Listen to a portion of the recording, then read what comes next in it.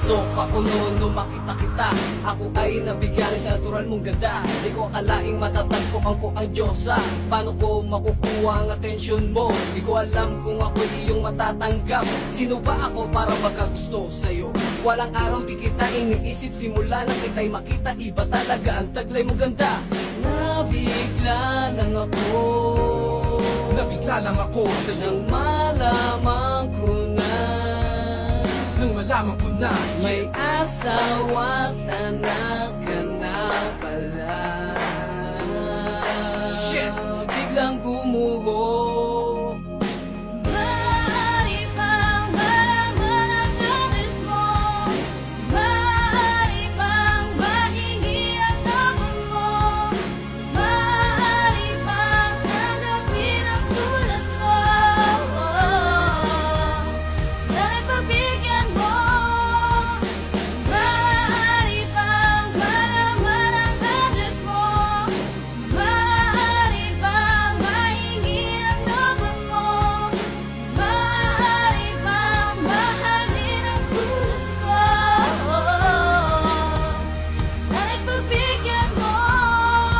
Kung alam mo lang ang tunay kong nararamdaman para sa'yo ay hindi ka na magtataka kung bakit ba ganito itong aking nadarama kapag ika'y nakakasama ko na. Kapag kausap kita, nakukumpleto na ang araw ko. Walang yaman makahihigit sa tulad mo. Ikaw si Maine Mendoza sa buhay ko. Pang Miss Universe ang datingan mo. Pero di ka pwedeng mapasakin dahil sa'yo meron ng ibang nagmamay-ari. Ang agot nating dalawa, malayo talaga.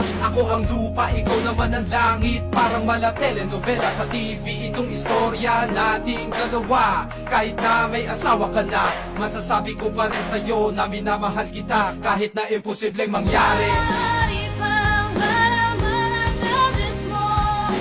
Maaari bang mahingi ang number mo?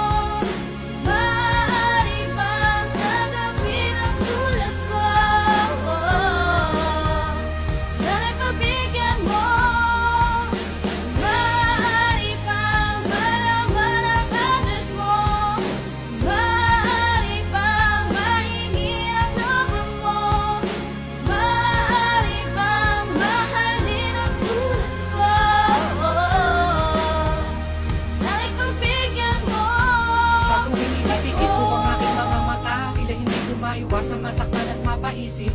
Bakit nagkaganon? Huli na ba ang lahat? Tuluyan ang mawawala ang babae sa panaginip. Kailan ang aking loob ay nahulog na sa'yo? Naramdaman ang pagmamahal ng totoo. Ngunit hindi nagtagal, sa kinain pinagtapat mo na may nagmamayari na pala ng iyong puso. Ako'y nasaktan na bigla at hindi makapaniwala. Halos tulala, pilit na ibinabalik ang alaala. Ganito ba talaga ang pag-ibig sadyang mapaglaro? Kung kailan ka naging seryoso, doon ka naman mabibigo. Inisip ko na lang na di para sa isa't isa. Ito ay lilipas, ay makakatagpo pa ng iba. Malilimutan din kita pagdating ng tamang panahon. At ang ating mga nakaraan ay tuluyan ko nang ibinaon sa limos.